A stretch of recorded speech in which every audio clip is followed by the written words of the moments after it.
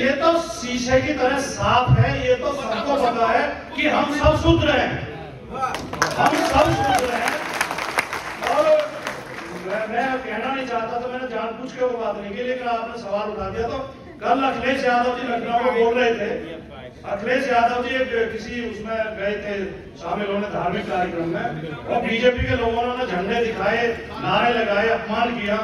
तो उन्होंने स्पष्ट आके कहा मीडिया के सामने, जब मीडिया खड़ी थी, ये बीजेपी के लोग ब्राह्मण के अलावा हम सबको शूद्र मानते हैं, सारे ओबीसी को शूद्र मानते हैं, सारे दलितों को, सारे आदिवासी, मतलब हम शूद्र हैं। और जब इनका निशाना होता है शूद्र ये कहते हैं। अब तुलसीदास जी ने जो लिखा है, जो बहुत ज्यादा बोली जा रही है चौपाई, जो स्वामी प्रसाद मौर्य ने भी बोली है, वो चंद्रशेखर जी नीचे में बोली है कि वो जो है जे वर्णाधम तेरी कुम्हारा सुगज किरात कोल कलवारा। तो क्या इसमें कौन सी जाति बची? जब तेली और कुम्हार आ गए तो सारे ओबीसी आ गए, सारे ओबीसी आ गए। यादवों के लिए लिखा उसमें रामचरितमानस में निषाद, जब निषाद को जिसको कहते हैं कि जब रामचंद्र जी ने तो उन्हें इतना सम्मान दिया, उन्हें कौली भर के मिले, खुद निषाद के मुंह से ही उन्होंने कहलवाया कि हम तो नीच जात है कि हमने तो आपके वस्त्र चोरी करने नहीं कर लिए, ये बहुत एहसान है हमारा, हमें आप सम्मान दे रहे हैं। सबरी का कहा जाता है, जब सबरी के पास जाते हैं तो सबरी से कहलवाया कि कहीं भी दिया स्तुति करो तुम्हारी नीच जात में जड़मत भारी। मैं तो महामूर्ख हूं क्योंकि नीच जाति में पैदा हुई। और आखिर में मैं थोड़ा मैं समय लेना नहीं चाह रहा था, लेकिन चलो आपने सब पूछ लिया। वो जो उसने कहानी में, अच्छा एक बात और, जो ये हमें प्रसंग का वो पढ़ाते हैं पाठ, कि जी प्रसंग कहा है, पात्र देखो पात्र किसने कहा है।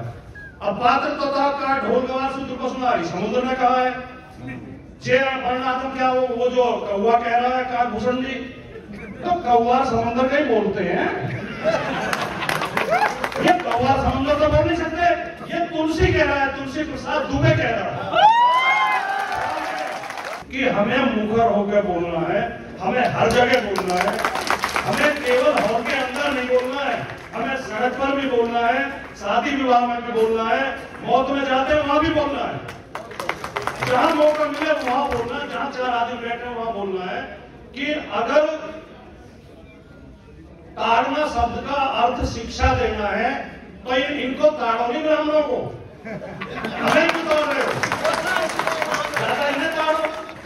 मूर्ख बनाने के ऊपर जैसे ही कोई शब्द निकलता है, चाहे वो स्वामी प्रसाद मौर्य बोले, चंद्रशेखर राव बोले, लक्ष्मण यादव बोले, राजकुमार सैनी बोले, मुकदमे लिखने के लिए पूरे चैनलों पर बैठ करके टाए टाए वो लोग द्विवेदी, चतुर्वेदी, त्रिवेदी, फोर्थ वेदी, फिफ्थ वेदी, ना जाने कितने लोग चैनलों पर मुर्गा लड़ाने का काम करते हैं। हम कभी भी ये नहीं सोचते कि जब तक हम अपनी जिम्मेवारी नहीं बरतेंगे तब तक आपको वो लोग बेचेंगे जो इन्हीं पार्टियों के अंदर हमारे में से निकल करके हमारी रहनुमाई का वास्ता देते हैं और वहां जाकर के खामोश होकर के सिर्फ अपनी जेबें गर्म करते हैं।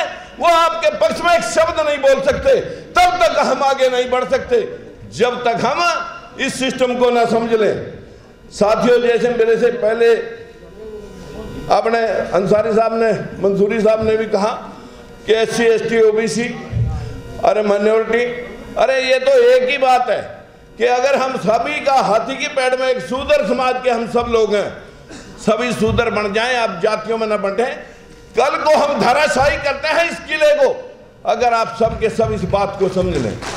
तीसरी बात मैं कहना चाहूंगा साथियों, जितना जोर हम जातियों के संगठन में, ये सैनी समाज का संगठन है, ये राजपूत समाज, ये कुशवाहा समाज का संगठन है, ये यादव समाज का है, ये जांगड़ा समाज का है, उन पंचायती चुनाव में, पंचायती चुनाव भी नहीं, जातीय संगठनों के चुनाव में जितना हम जोर लगाते हैं उससे कहीं ज्यादा जोर लगाने की जरूरत हमें राजनीतिक सिस्टम के लिए है।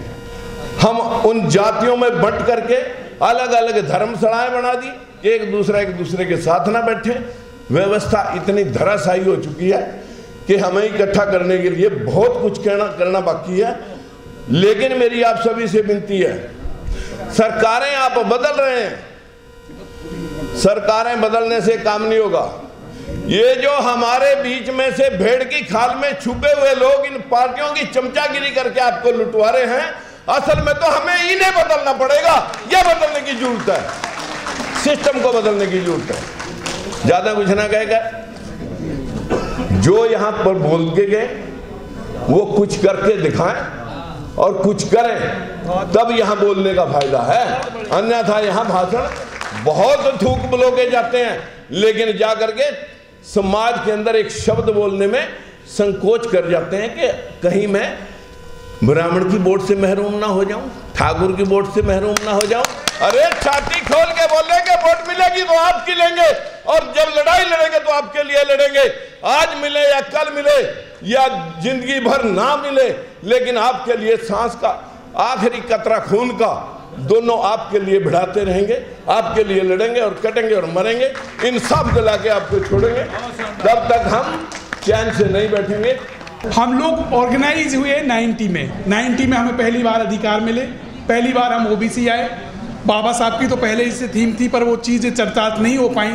मंडल साहब की जो रिपोर्ट थी वो लागू हुई बी सिंह सरकार में, तो हमें ऑर्गेनाइज या हमारा जन्म ये कह सकते हैं कि हमारा 90 में जन्म हुआ। 90 में हमें रिजर्वेशन पहली बार मिला, 93 में हमें पॉलिटिकल रिजर्वेशन मिला पंचायत में, लोकल बॉडी में, पर वो अभी तक जो लोकल लेवल पे पहुंच नहीं पा रहा। जैसे मैं जम्मू कश्मीर की बात करूंगा या अन्य जगह की बात करूंगा कि वहाँ पे जिस तरीके से रिजर्वेशन पहुँचना चाहिए था, वहाँ पे क्षेत्र वाइज कर दिया, जबकि ये थीम ही नहीं थी। जिस तरीके से गलत इम्प्लीमेंटेशन हो रहा है, जिस तरीके से लोग समझ नहीं रहे थे, ये समझने की ज़रूरत है। ये मंच हमें इन सब चीज़ों को उठाने की ज़रूरत है कि कहाँ कहाँ कितनी त्रुटियाँ हो रही हैं। जैसे कि मध्य प्रदेश में एक बहुत बड़ी आबादी है 52%, पर उस आबादी को सिर्फ 14% रिजर्वेशन मिल रहा है, और रिजर्वेशन 14% नहीं मिल रहा है। आज जो नौकरियों का जो डाटा दिया गया है, वो डाटा तो और भयावह है। करीब 13% लोग ही सिर्फ ओबीसी के लोग काम कर रहे हैं, जिसमें से क्लास 4 में 12% है, बाकी जो क्लास 1 के जो रिप्रेजेंटेशन है 0.1% को समथिंग है। तो ये सोचने की ज़रूरत है, हम लोगों को ऑर्गेनाइज होने की ज़रूरत है, हमें अपने अधिकारों को समझने की ज़रूरत है, और जहाँ जिस तरीके से इम्प्लीमेंटेशन नहीं हो रहा है वो भी समझने।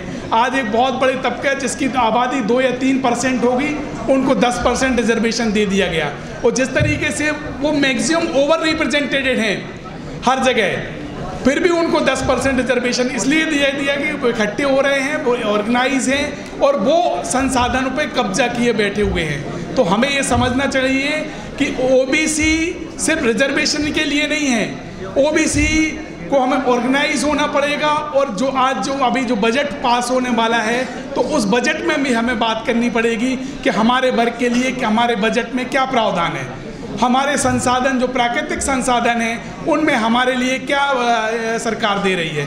ये जब बातें आएंगी तभी, क्योंकि आज हम केंद्रित हो गए हैं सिर्फ पॉलिटिकल रिजर्वेशन के, या फिर हम जो नौकरियां हैं और इन सब रिजर्वेशन को लेकर रह गए हैं, पर आज नौकरियां बची नहीं है, हर जगह प्राइवेटाइजेशन हो गया है। तो हमें जो प्राइवेटाइजेशन हो गया है उसमें हमारा क्या रिप्रेजेंटेशन होना चाहिए, इस बारे में भी हमें बात करनी चाहिए। और हमें खास तौर से जो हमारे जनप्रतिनिधि हैं, जो हमारी बात नहीं रखते, जो हमारी बातों को जहाँ तक पहुँचाना चाहिए वहाँ तक नहीं पहुँचाते हैं, तो उन लोगों को भी हमें याद कराने की ज़रूरत है कि प्लीज़ हमने इसीलिए आप लोगों को चुना है कि हमारी बात पहुँचाएं, और नहीं पहुँचाते हैं तो उनको बदलने का भी काम करें। खास तौर से ओबीसी वर्ग के जो लोग हैं, अगर वो ओबीसी की बात नहीं रखते हैं तो सबसे पहले उन्हीं को बदलें, क्योंकि ओबीसी का वो जो कोटा हो जाता है वो दिखाने को तो हो जाता है, पर हमारे बात नहीं पहुंच पाती है।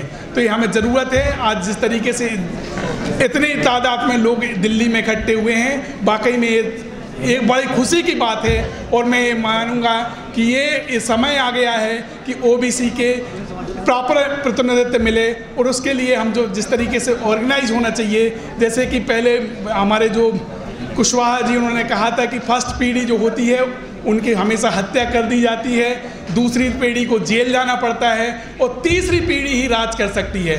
तो जैसे जो कुशवाहा जी थे बिहार में, उनकी हत्या कर दी गई, लालू प्रसाद यादव को जेल जाना पड़ा, और ये जो तीसरी पीढ़ी है ये सत्ता पे काबिज होगी। मेरी शब्द के साथ मैं समाप्त करता हूँ। थैंक यू, धन्यवाद।